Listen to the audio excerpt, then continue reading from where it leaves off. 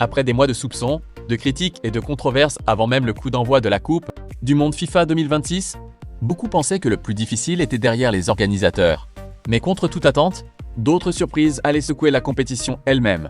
Entre décisions controversées, arbitrage remis en question et accusations d'ingérence politique, cette Coupe du Monde fait déjà couler beaucoup d'encre. Aujourd'hui, Global Eye vous présente deux des plus grandes polémiques qui ont marqué le Mondial 2026.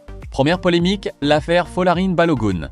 Tout commence lors du match entre les États-Unis et la Bosnie-Herzégovine.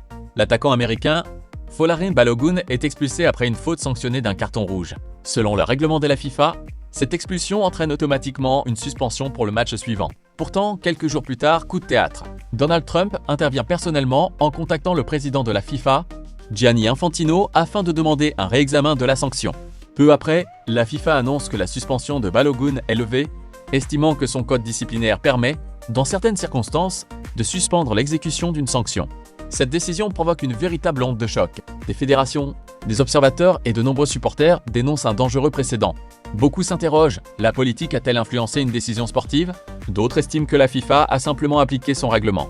Ironie du sort, malgré le retour de Balogun, les États-Unis sont lourdement battus 4-1 par la Belgique et quittent la compétition. Cette intervention n'a donc pas changé leur destin sportif. Alors, cette affaire prouve-t-elle que la politique peut influencer le football mondial?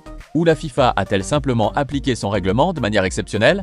Deuxième polémique, la désignation des arbitres. À l'approche des quarts de finale, une nouvelle décision de la FIFA fait polémique. L'instance désigne une équipe, arbitrale argentine, pour diriger le quart de finale entre la France et le Maroc. Très vite, les critiques se multiplient. De nombreux supporters et consultants estiment qu'il aurait été préférable de nommer des arbitres issus d'un pays déjà éliminé afin d'éviter toute suspicion. L'Argentine étant encore en course pour le titre, même si aucune preuve de favoritisme n'est avancée, cette désignation alimente les débats sur l'impartialité de l'arbitrage. La FIFA, de son côté, maintient sa décision et affirme que les arbitres ont été choisis uniquement sur des critères de compétence, d'expérience et d'indépendance. Une question demeure. Pour préserver la confiance des supporters, la FIFA devrait-elle éviter de désigner des arbitres provenant de pays toujours qualifiés lors des matchs à élimination directe?